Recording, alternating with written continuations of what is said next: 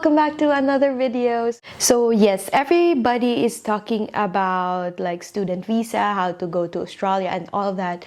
But what really happened after you finish your student visa? For today's video, this is just a very quick video.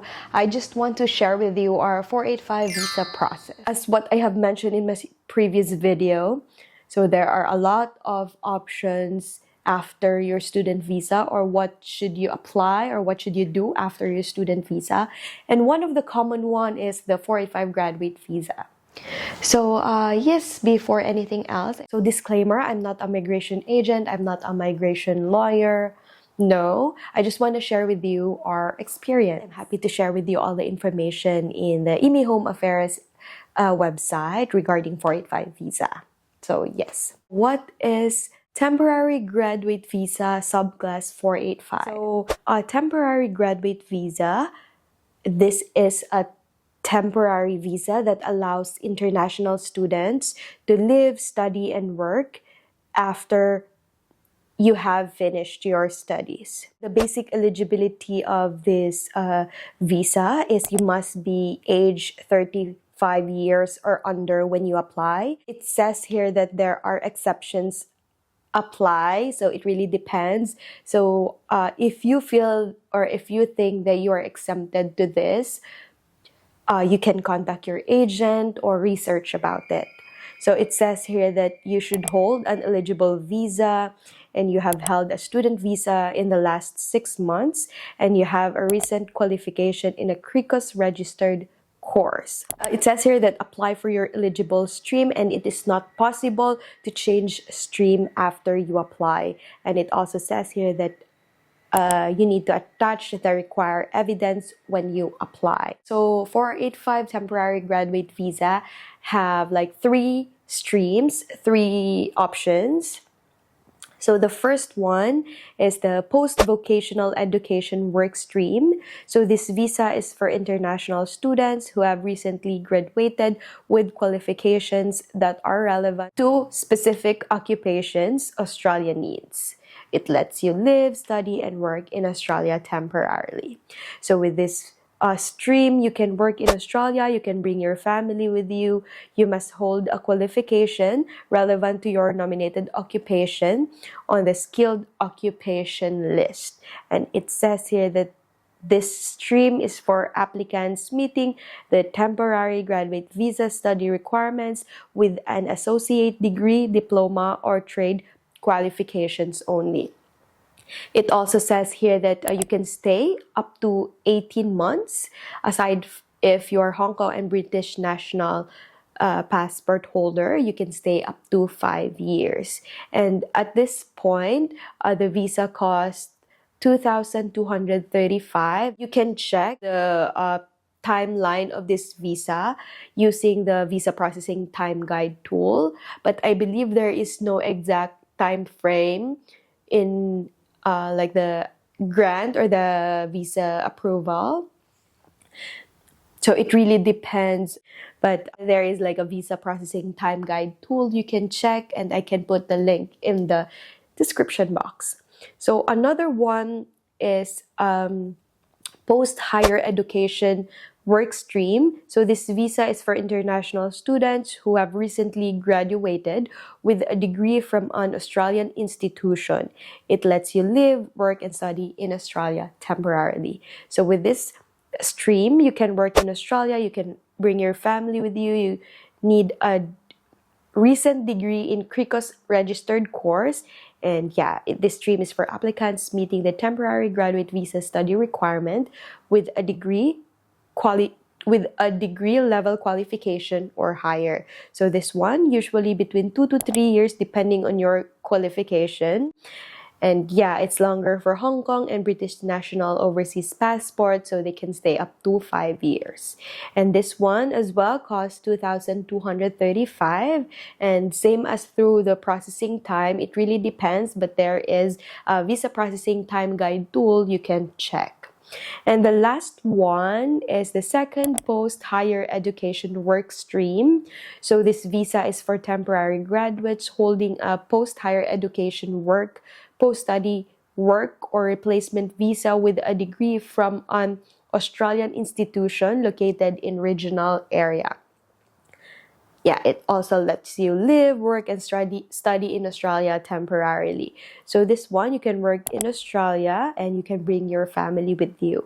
So the stay of this stream is between 1 and 2 years, depending on the regional location of the educational institution that you graduated from, that led to the grant of your first temporary graduate visa, and the regional area that you live in as the holder of your temporary graduate visa in the post-higher education work, post-study work, or replacement stream. So this one is 880 Australian dollars, and yeah, processing depends as well. Yes, so that is the information in the HIMI. So that is all the information in the IMI Home Affairs website. You can check them as well. I'm happy to put the link in the description box. Now, I'm happy to share with you the requirements we prepare when we process our 485 visa. So disclaimer, I'm not a migration agent. I'm not a migration lawyer. No, I just want to share with you our experience, because I believe all the basic requirements are all the same. But yeah, your exact requirements might be different from ours. But yeah, just check your agent and yeah, research about it. I just want to share with you our process. So yes, I'm happy to walk you through our 485 visa requirements and process. Yes, of course, the first thing you need to do is you need to gather a lot of documents. And then I'm happy to share with you what my partner prepared, because he is the main applicant. So just to give you an idea, I'm a dependent and my primary is my partner. So he is the student before. So yeah, for his requirement as main applicant, he is required to submit his passport, of course, the bio page, and yeah, there are visa forms. So this one is from agent or from agency. So they provide this one to us. So it's just, I remember there is 4 forms. It's the travel history, it's the health declaration, it's the family composition, and Form 80. I believe Form 80 is a form is saying that agent is processing our 485 visa. Yes, I'm not quite sure, but you can check with your agent as well. But they let us sign that form. So yes, he is required to do skills assessment. And yeah, with the skills assessment, you just need proof that you already started your skills assessment. So yes, and in our case, our agent also assists us to register in the skills assessment. But I'm happy to create another video of the whole process of my partner's skills assessment. Yes, because it's a long process. They require English test, so you can either take IELTS or PTE. So the score in the IELTS or PTE really depends on your industry or your work or your course, I don't know, but it really depends on the occupation. Yeah, let's put it that way.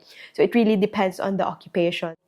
Check that with your agency or research about that. It's overseas studies, and then of course the Australian study. So for the Australian study, he submitted the diploma, the completion letter, the transcript of records for certificate 3 and certificate 4 and diploma. So yes, so they also ask for the current visa copy, which is the student visa, and we are required to have insurance. So it is called OVHC, which is, I believe, Overseas Visitors Health Card, something like that, but it's technically insurance. So with our insurance, our agent assist us or guide us through the process. So I'm not quite sure how to process by yourself, but you can check with like your preferred insurance company on how to do that. And also Australian Federal Police check. Yes. So, yes, by that time, the visa fee that we paid is 1,895 for the primary. And yeah, the insurance, because I know everyone is familiar of the like insurance. Like for the student, you need to pay it like outright when you apply for student visa. So with 485, you don't need to do that. So you can pay monthly. So yes, so that is the requirements of the primary. Ulit-ulit, but yeah, disclaimer, it might be different on your end. It might be like not all the requirements that you need, or you might need more requirements, I don't know. But yes, that's what we submitted that time last year. So yes, I'm happy to share with you the requirements as dependent. They require the bio page of my passport, and they require marriage certificate or relationship certificate from Birth, Death, Marriage, Victoria. So Birth, Death, Marriage, Victoria is like a website that lets you register your relationship. I'm happy to share the process with you in a separate video because it's kind of long process. Not really long process, but like I remember we are required to like complete a statutory declaration and all that, but I'm happy to share it with you in a separate video. But yes, you can register your relationship, so you can register that in Australia. So with us, we are not married yet, so we registered our relationship as like domestic partner, or what they call like de facto partner. So de facto partner is technically you're living together but not yet married. So yes, you can register your relationship in there. But they will give you like a formal certificate saying that your relationship is already registered in Victoria. So yes. And then, so they ask for joint bank account, and also our rental agreement or lease agreement, and of course our picture together, and our picture together with our family. So that time I paid $950 for visa fee.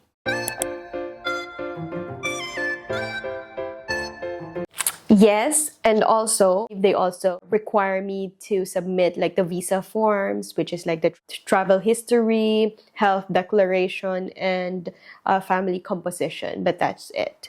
Yes, I just wanna add this as well. For me, I'm always on the, like the sure side. But yeah, just to make sure I technically submitted all the proof that we are in a relationship or we are like partners. So yes, even if like the common law certificate like back home from Philippines, I also submit that. The bank account from Philippines, so technically we submit both of the bank accounts, both of the joint account.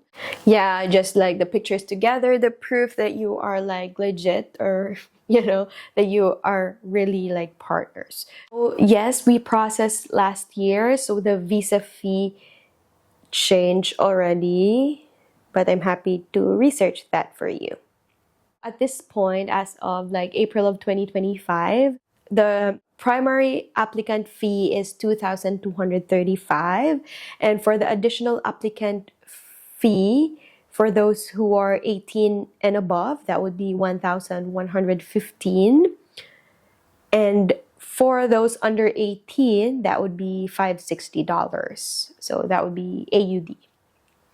That should be it. So yeah, I always say this, but the exact requirements that you need might be different, but you can just check your agent, research about it, and do your part. Also, yeah, the process, I did not like go through the process like really, because we did not like do it yourself or DIY, no. So we have an agent. So when you have like an agent, you just need to submit all the requirements and they will lodge that for you. Yes. So there you go. The challenge in there is like the processing of documents. Let's say for like personally, the challenging part for us is when we are required to register a relationship, because it's kind of like a different process. So I need to like, process everything, go to professional to let them sign the documents and all that. So yes. So of course, I feel like it's easier if you are married, because you can just submit your marriage certificate. So I'm not quite sure if you need to register your marriage as well to Victoria if you have like marriage certificate. I'm not quite sure, but your agent or your agency will guide you through that process. So yes, there you go. That should be it. Please let me know if I miss anything. Also, I just want to add this before I finish this vlog. I just want to let you know that we are also required to have medicals. So technically, once we gather all the requirements, submit it to the agency, and then they lodge the visa. After they lodge the visa, they require us to have medical. Yes, so yeah, with the medical, I can't give you much information. They just send us a link where we can have like our medical. So I'm not sure if there's like specific clinic and all that, but we had our medical in Bupa. So yes, so it's so user friendly. They just send us a link, we just book an appointment, they gave us all the needed documents. There is like formal, I don't know, is that request? I'm not sure, but it says there that you need like health examinations. But yes, there you go. Okay, so here's the thing. After my partner finished his study and all that, and we processed the 485 visa, I think we lodge the visa a month before our current student visa expires. So yes. After the agent lodged our visa, so they gave us like the proof that they already lodged the visa, and then bridging visa A. Bridging visa A means that you have like a pending visa application and you can stay lawfully in Australia until you have like the result of that visa application, or until the visa grant. So yes. So, but with bridging visa A, you cannot travel outside Australia. If you really need to go out of Australia while you have like pending visa application, so they will give you a bridging visa B. So temporarily you can go out of Australia and go back while you have like pending application. I hope that makes sense. But yeah, I have another video. I talk about like how to apply for bridging visa B. I'm happy to put the link in your screen or below. It took about 10 months before we receive our visa. So yes, so it really depends. I have like a lot of friends that is sharing their experiences as well, that it took them like a year or more before they get their visa. There are some that they got their visa after a month. So it really depends. But yeah, there is like a time frame tool that you can check. But yeah, on our case, it's 10 months. So yes, that should be it. So just in case I missed anything, any information, you can just comment down below. I'm happy to share with you all the information that I know. And yeah, but that should be it. I believe like other requirements such as like the passport, the previous visa, and then the documents from the school and all that, it's just all the same. But yeah, your agent or your agency might require like a different requirement to you depending on your qualification, depending on your status, your situation, and all that. But yeah, so this is just a guide, and I hope this video helps you. And yes, I actually have a lot of long overdue video that I need to share with you as well. I'm happy to really share it with you. Hopefully I can catch up with the editing and all that. But yeah, for now, this is the 485 graduate visa process and requirements. Hopefully this video helps. You can like, you can comment, you can subscribe to this channel. I usually upload videos of our life here in Australia and all the things that I think that might help you as well. So see you in my next one.